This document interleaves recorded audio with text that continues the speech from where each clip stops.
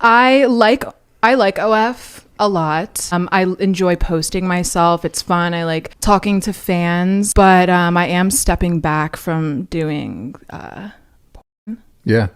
I've decided. So what shifted? What changed?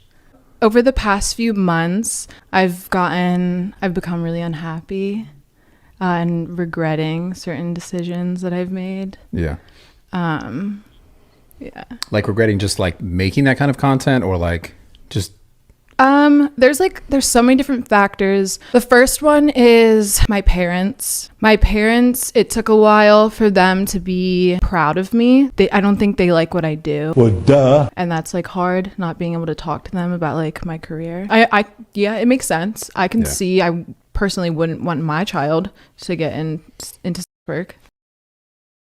Yeah. I've been blessed. I haven't had too many bad experiences working with other people, but I think that's a rarity. I think a lot of girls in the industry do have bad experiences, and so that's why I wouldn't want my child to become involved with it. You smart. I don't have sex in my free life, but in my like actual day-to-day life or anything. Really? Like with normal people, no. Any sex that I have is on camera. And it's not that much. Like people, it's weird because the internet thinks that I'm like crazy and I'm out like fucking everyone, but I really don't have sex that often at all. Yeah, unless you're at this performing. Yeah.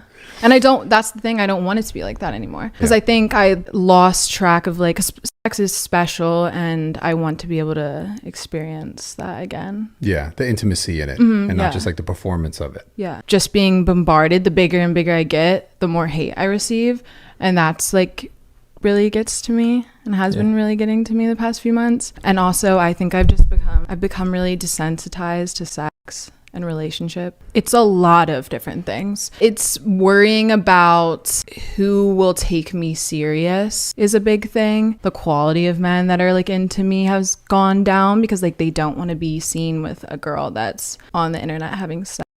So that's been hard. Do you think they're wrong for that, or does that make sense to you? I don't think they're wrong at all. I don't think there's anything wrong with not wanting to be with someone that has done porn.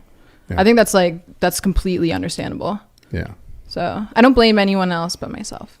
Yeah. I mean, that's... I've had other conversations for sure that definitely went in a different direction where it's like, you should just accept it, you know? No. But I'm realistic. Like, I'm not going to sit here and be like, you should take me just as serious. Like, I understand why it would put people off. Like, I fully understand. Yeah. Deciding to quit porn is probably the biggest thing because it's just not what I'm passionate about at this point. I just don't want to be known for it anymore, I guess. I don't want like that to be my whole personality. Creating stuff and building a fan base and an audience off of something else, like whether it's like YouTube or Twitch.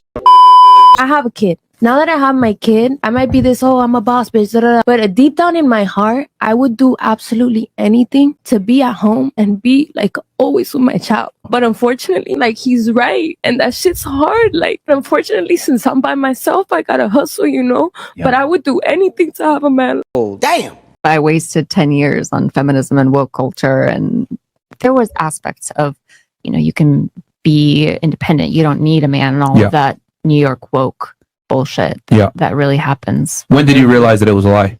Honestly, probably like a year ago. That's the problem. What made you like realize? And it's interesting. Like I started really listening to Andrew Tate's like long form content. Yeah, nice. And understanding truly what he meant. Yeah, and it really changed everything for me and how I viewed men and women and relationships. And oh my God, wow. My mom raised me to go, never cook for any man. You're going to be successful. You're not going to have kids until you're in your 30s or 40s. You're always going to take care of yourself first because this is what she wanted for herself. Your mom's a hoe. Right. And she filled me with all of this. And I was like, this is what I want. I am not going to cook for any man. I'm going to be a feminist. And it wasn't really what I wanted. I didn't want, it's so fucking hard, right? In this like Me Too movement, whatever. But like, I don't want to be equal, the same as my man. I think that there is a man and there is a woman. And I think that's okay. We don't do the same things and we don't serve the same function in a household. But I didn't really know myself well enough to know that I I'm much more traditional, I realized, than I wanted to be cooler than I am. It's a mistake. I lived quite a feminist lifestyle for quite some time. What do you mean you lived a feminist lifestyle? I'm independent financially and all of those things, and I kind of pursued my career for a really long time. I pursued my academics for a really long time. I really appreciate all of that. I think as you get older, you realize how unfulfilling all of those things are, and when you're sold that dream for a really long time, you're so convinced that that can't wait, and you're so convinced that marriage, kids, and becoming all of those things that are more traditional can wait, when really biologically it's the other way around. It's facts! It's facts! It's not facts. It's facts. It's not facts. What is your opinion on modern day feminism? Because I think it is one of the most harmful things to women. Also, how do we combat that along with harmful views on men? We're teaching our men to not be masculine. And I'm not a big fan of feminism in any form. I think that feminism from the very beginning was anti-family. But even the early feminists, if you look at the things they were saying about the family, they were not big fans of it.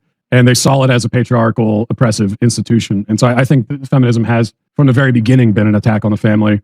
And it's just that as it has lingered on, like a cancer, the cancer has spread and gotten more malignant. And so that's what we're experiencing today. There are some feminists, I think a small minority, who are realizing that all the trans stuff and the gender theory stuff is completely undermining everything they've worked for the past 100 years, even though most of what they worked for is pretty terrible in and of itself. If I were to look for like one bright spot, it might be there. But I just don't know if those feminists tend to be shouted down and ripped to shreds pretty quickly. So I just wanted to end on some kind of positive note. That's as far as I could get.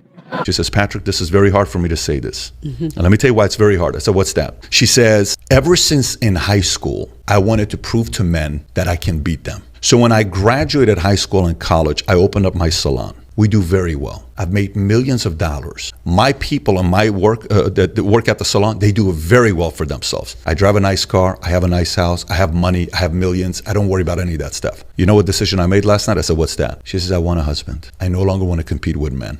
I need them. And I'm like, what? She's saying this in front of 2,000 people with her sister sitting right next to her. And now she's getting emotional. How many 65-year-old women do we have to hear saying that I marched with the feminist movement and I bought into the fact that men are the enemy? I've never been married. I'm alone and I'm miserable and I wish I would have never bought into that philosophy. And this is why all the single masculine women that are in their 40s are mad. Because they didn't keep the guy that really wanted to marry them back then. They were too busy trying to be in the streets. And now look at them, 40, angry, miserable, and masculine. You chose wrong. Blame yourself, not me. Hit